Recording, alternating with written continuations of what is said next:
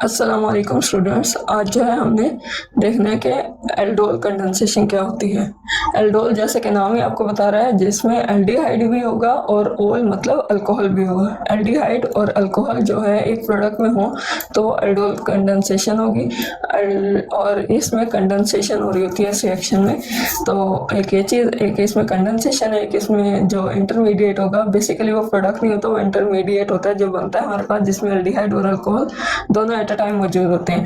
तो इस वजह से हम इसे एल्डोल कंडेंसेशन का नाम देते हैं। जब एल्डिहाइड के दो मॉलिक्यूल या फिर कीटोन के दो मॉलिक्यूल या फिर एल्डिहाइड और कीटोन के आपस में रिएक्शन के नतीजे में अगर हमें प्रोडक्ट मिले तो वो या तो बीटा हाइड्रोक्सी एल्डिहाइड होगी या बीटा हाइड्रोक्सी कीटोन होगी। अगर दोनों एल्डिहाइड रिएक्ट किए तो बीटा हाइड्रोक्सी एल्डिहाइड होगी, और अगर कीटोन रिएक्ट किए तो बीटा हाइड्रोक्सी कीटोन होगी। बहरहाल इन दोनों के एल्डिहाइड और कीटोन रिएक्शन के रिजल्ट में अगर हमें बीटा हाइड्रोक्सी एल्डिहाइड या बीटा हाइड्रोक्सी कीटोन मिले और वो कंडेंसेशन के नतीजे में बने तो फिर जो है ऐसा रिएक्शन होगा एल्डोल कंडेंसेशन।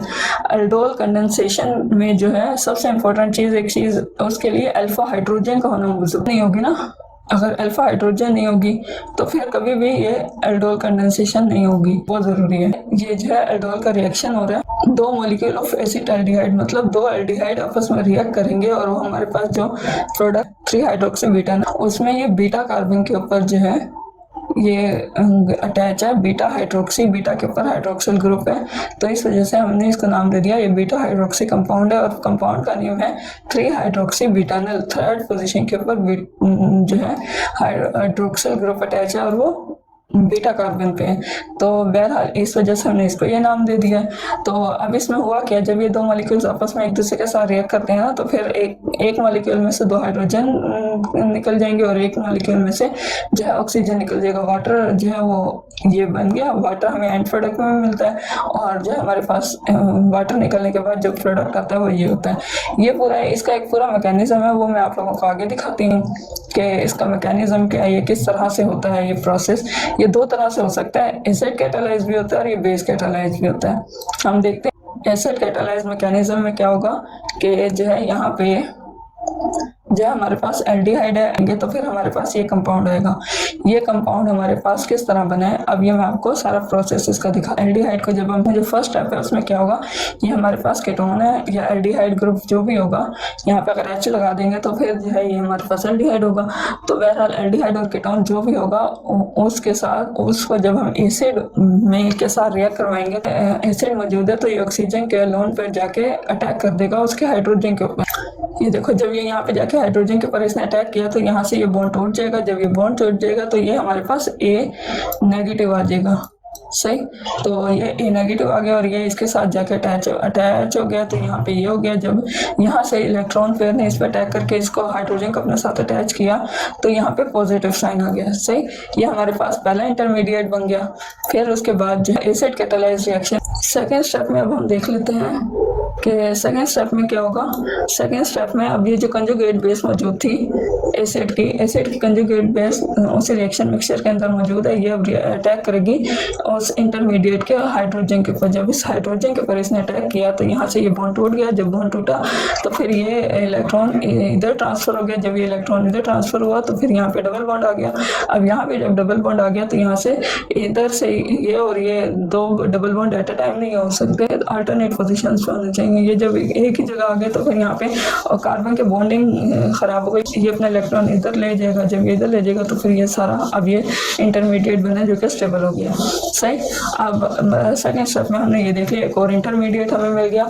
थर्ड स्टेप में क्या होगा कि अब जो इंटरमीडिएट अब हमारे पास बना था वो पहले वाले इंटरमीडिएट के साथ रिएक्शन मिक्सचर के अंदर पहले वाला इंटरमीडिएट भी मौजूद होगा। अब पहले वाले इंटरमीडिएट के साथ जो अब इंटरमीडिएट बने इसका डबल बॉन्ड अटैक कर देगा पहले वाले इंटरमीडिएट के ऊपर। जब वो उसके ऊपर अटैक करेगा तो फिर यहाँ से ये डबल बॉन्ड इधर शिफ्ट हो जाएगा और ये दोबारा OH, यहाँ पे OH आ गया और ये इसके साथ अटैच हो गया। अब ये यहाँ पे इस हाइड्रोजन ये R वैसे ये OH, यहाँ से जो डबल बॉन्ड खत्म हो गया था, अब सिंगल बॉन्ड है OH, ये ऐसे ही आ गया। ये सारा वैसे ही मॉलिक्यूल आ गया।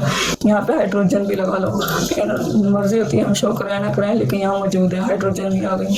फिर इसी तरह ये जो था ये मॉलिक्यूल इसके डबल बॉन्ड बॉन्ड यहाँ से ख़त्म हो गया और बाकी जो है जब यहाँ से डबल बॉन्ड ख़त्म हुआ, ये हाइड्रोजन यहाँ से बॉन्ड टूटा और ये इधर शिफ्ट हो गया था। तो जब ये इधर शिफ्ट हो गया था तो यहाँ डबल बॉन्ड आ गया और यहाँ पे ये पूरा का पूरा बाकी मॉलिक्यूल वैसे ही है। तो अब जो हमारे पास ये प्रोडक्ट आ रहा है इसको हम कह रहे हैं एल्डोल। एल्डोल हम क्यों कहेंगे? क्योंकि यहाँ पे ये देखो डबल बॉन्ड है, कार्बोनिल कंपाउंड मतलब एल्डिहाइड या कीटोन, कोई भी कार्बोनिल कंपाउंड मौजूद है और एट अ टाइम हमारे पास OH यानी कि अल्कोहल भी मौजूद है। एल्डिहाइड या कीटोन या फिर साथ ही उसके अल्कोहल, ये दोनों जब एट अ टाइम मौजूद हों तो हम उसको कहते हैं एल्डोल। जो हमारे पास यहाँ पे एल्डोल बना, अब इसका हाइड्रोजन जो है ये यहाँ पे शिफ्ट हो जाएगा, ये इलेक्ट्रॉन अपना यहाँ पे शिफ्ट कर देगा, ये हाइड्रोजन यहाँ से खत्म हो जाएगा और इस दूसरे वाले मॉलिक्यूल में से OH जो है वो अपना इधर शिफ्ट कर देगा। इधर से भी इलेक्ट्रॉन आ गया और इधर से भी इलेक्ट्रॉन आ गया। जब दोनों तरफ से इलेक्ट्रॉन आ गया, ये डबल बॉन्ड, इन्होंने यहाँ पे डबल बॉन्ड बना लिया और यहाँ पे बीटा कंपाउंड के ऊपर अल्फा पोजीशन और ये बीटा पोजीशन पे आ गई अनसैचुरेशन। ठीक, जब बीटा पोजीशन पे हमें अनसैचुरेशन मिल जाती है तो फिर ये है अल्फा बीटा अनसैचुरेटेड एल्डिहाइड और कीटोन। अब जो है हम यहाँ पे देख लेते हैं कि हमने एसिड कैटालाइज रिएक्शन देख लिया। अब हम बेस कैटालाइज देखते हैं। बेस कैटालाइज में क्या होता है? बेस कैटालाइज रिएक्शन में जो है बेस होगी, बेस अटैक करेगी। तो अब यहाँ पे ये बेस अटैक कर देगी इस हाइड्रोजन के ऊपर, यहाँ से ये बॉन्ड टूट जाएगा, ये इधर इलेक्ट्रॉन ट्रांसफर हो जाएगा। तो फिर जो है यहाँ हमारे पास नेगेटिव साइन आ गई, इस वाले कार्बन के ऊपर हमारे पास नेगेटिव साइन आ जाता है। ये देखो नेगेटिव साइन आ गया इस कार्बन के ऊपर। बाकी जो है जब ये हाइड्रोजन इधर गया था तो ये वाटर बन गया, तो ये हमारे पास वाटर आ गया। ये फर्स्ट स्टेप हमने देख लिया। अब हम जो है ये है सेकंड स्टेप। सेकंड स्टेप में जो हमारे पास जो है इंटरमीडिएट बना था, जो ये हमारे पास इनोलेटाइन बना, ये जो एल्डिहाइड और मौजूद थी रिएक्शन मिक्सचर के अंदर, उसके साथ रिएक्ट करेगा। किस अब ये जो इसके ऊपर नेगेटिव साइन आया, ये नेगेटिव साइन जो है ये इसके ऊपर अटैक कर देगा, ये इसके ऊपर अटैक करेगा और यहाँ से ये डबल बॉन्ड इधर ट्रांसफर हो जाएगा। तो फिर इधर आ गया नेगेटिव साइन, तो और यहाँ पे ये आ गई। जब इसके ऊपर इसने अटैक किया तो यहाँ पे ये इसके साथ अटैच हो गया। तो अब यहाँ पे ये देखो CH3C डबल बॉन्ड था, सिंगल बॉन्ड में हो गया कन्वर्ट, और वैसे ही आ गया। अब ये जो था ये वाला, ये सारा यहाँ पे ये सारा जो है यहाँ पे लिखा हुआ है, ये CH2 CHO ये वैसे ही जाके वहाँ पे अटैच हो गया। तो फिर जो है ये अल्कोक्साइड आयन हमारे पास आ गया यहाँ पे। अब ये अल्कोक्साइड आयन जो है वो आगे कैसे रिएक्ट करेगा? ये जो हमारे पास यहाँ पे अल्कोक्साइड आयन आया था, रिएक्शन मिक्सचर के अंदर वाटर मौजूद है। तो फिर अब क्या होगा, वाटर का जो है वो बॉन्ड टूट जाएगा, यहाँ से हाइड्रोजन और हाइड्रोक्सिल ग्रुप अलग हो गए। वो किस तरह टूटेगा? क्योंकि रिएक्शन मिक्सचर में जो वाटर मौजूद था उसके ऊपर ये जो ऑक्सीजन जिसके ऊपर पीछे अल्कोक्साइड के ऊपर नेगेटिव साइन आया था, ये नेगेटिव साइन जाके इसके ऊपर अटैक कर देगा। जब ये इसके ऊपर अटैक करता है तो फिर जो है ये हाइड्रोजन और OH का बॉन्ड ये टूट जाता है। जब ये टूटता है तो यह हाइड्रोक्सिल ग्रुप इधर हमारे पास आ जाता है और यह हाइड्रोजन यहाँ पे अटैच हो जाती है। सही, इस तरह जो हमारे पास अब इस प्रोडक्ट में एल्डोल बनी। किस तरह? यहाँ पे OH भी है हमारे पास और ये हमारे पास कार्बोनिल ग्रुप भी है। कार्बोनिल ग्रुप और जो है अल्कोहल ग्रुप दोनों एट अ टाइम प्रेजेंट है, तो ये एल्डोल हो गई और साथ हमें क्या मिलेगा? हाइड्रोक्साइड। अब जब हमारे पास ये हाइड्रोक्साइड आयन भी मौजूद है इसमें और एल्डोल भी बन गई। अब एल्डोल क्या करेगी? कंडेंसेशन। ये जो एल्डोल हमारे पास आ गई, अब इस एल्डोल का ये जो हाइड्रोक्साइड आयन था ये इसके साथ रिएक्ट करेगा। नेगेटिव चार्ज इसका जो था ये इसके ऊपर जाके अटैक कर देगा, यहाँ से हाइड्रोजन ले लेगा और ये वाटर बन गया। सही, जब यहाँ से इसने हाइड्रोजन ले ली, बॉन्ड टूट गया, तो यहाँ पे नेगेटिव साइन आ गया। अब ये जो नेगेटिव साइन यहाँ पे आया है, ये देखो यहाँ पे ये प्रोडक्ट में दोबारा इनोलेट आयन हमारे पास बन गया, ये हमारे पास नेगेटिव साइन आ गया। अब जो है लास्ट स्टेप है, फाइनल स्टेप है, जिसमें क्या बनेगा हमारे पास? बीटा हाइड्रोक्सी एल्डिहाइड या कीटोन। वो किस तरह बनता है वो मैं आपको भी इस फाइनल स्टेप है। फाइनल स्टेप में ये जो इनोलेट आयन था ये रीअरेंज होगा। किस तरह रीअरेंज होगा? ये जो नेगेटिव साइन अपने इलेक्ट्रॉन ट्रांसफर करेगा। जब ये इधर इलेक्ट्रॉन ट्रांसफर करेगा तो कार्बन इसके साथ बॉन्ड बनाया नहीं, एक और बॉन्ड बनाएगा। जब यहाँ बॉन्ड बनाएगा यहाँ से ये इसको रिमूव कर देगा, ये वीक होता है, बॉन्ड ये टूट जाएगा। जब ये बॉन्ड टूट जाएगा तो फिर जो है यहाँ पे डबल बॉन्ड आ गया, क्योंकि इसका भी इलेक्ट्रॉन यहाँ से भी आ गया और इसने भी अपना इलेक्ट्रॉन दे दिया।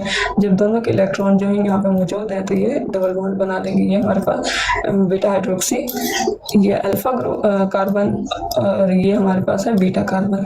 बीटा कार्बन के ऊपर जो है अनसैचुरेशन बता देते हैं, तो बीटा हमारे पास बीटा अनसैचुरेटेड कंपाउंड हमारे पास आ गया और जो हाइड्रोक्सिल ग्रुप था वो ये वैसे ही हमारे पास यहाँ पे रिएक्शन मिक्सचर में मौजूद। तो अब हमने जो है ये मैकेनिज्म इसका सारा देख लिया, ये किस तरह से रिएक्ट करता है। तो अब जो है इसके बाद हम इसके लिमिटेशंस देख लेते हैं।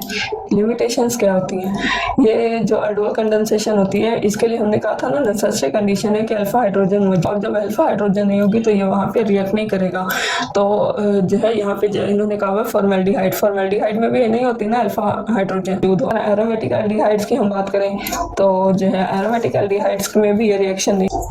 ये एरोमेटिक एल्डिहाइड्स हैं। ये एरोमेटिक एल्डिहाइड में ये है कार्बन, इसके साथ जो दूसरे कार्बन है उसके साथ हाइड्रोजन मौजूद नहीं है, वो दूसरे कार्बन के साथ इस तरह उसने बॉन्डिंग की हुई है कि उसके बॉन्ड पूरे हो जाते हैं। तो फिर जब उसके ऊपर हाइड्रोजन मौजूद नहीं है तो हम कहेंगे कि अल्फा हाइड्रोजन नहीं है, इसलिए वो रिएक्ट नहीं, ये रिएक्शन नहीं हो सकता। इसी तरह ट्राइमेथाइल एसिटाल्डिहाइड, इनमें भी जो है नहीं हो सकता। क्या नहीं हो सकता? एल्डोल, क्योंकि इन सब में अल्फा हाइड्रोजन नहीं होती। अल्फा हाइड्रोजन नहीं होती, इस वजह से ये रिएक्शन भी नहीं हो सकता। कुछ फीचर्स भी मैं आपको इसके बता देती हूँ बेसिक, कि आर जो है वो हाइड्रोजन भी हो सकता है, कोई अल्काइल ग्रुप एराइल ग्रुप भी हो सकता है। इसको हमने एल्डोल कंडेंसेशन इसलिए कहा है क्योंकि इसमें जो है कंडेंसेशन भी हो रही होती है और एल्डोल एज अ इंटरमीडिएट बन रहा होता है। सही। फिर इसी तरह जो है एक और पॉइंट इसमें हम देख लेते हैं।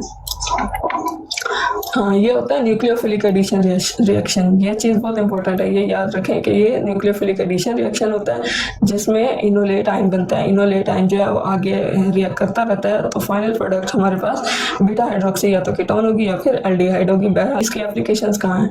क्या ये अप्लाई होता है फार्माक्यूटिकल इंडस्ट्री, बहुत सारे नेचुरली अकरिंग कंपाउंड में भी मौजूद होती है एल्डोल कंडेंसेशन, हम देखते हैं। इसके अलावा फार्माक्यूटिकल्स में, मेडिसिन वगैरह बनाने में भी हम एल्डोल कंडेंसेशन को बात करते हैं। एल्डोल क्या होता है? एक इंटरमीडिएट होता है जो कि एल्डिहाइड भी हो सकता है और अल्कोहल भी हो सकता है। आज का इसका लेक्चर हम यहीं पे एंड करते हैं और इंशाल्लाह आगे जो है इसकी दो एग्जांपल हैं, दो और टाइप्स हैं, क्रॉस एल्डोल कंडेंसेशन और इंट्रामोलिकुलर एल्डोल कंडेंसेशन, वो हम नेक्स्ट में पढ़ेंगे इंशाल्लाह। आगे बढ़ते रहें बगैर किसी को गिराए। अल्लाह हाफिज़।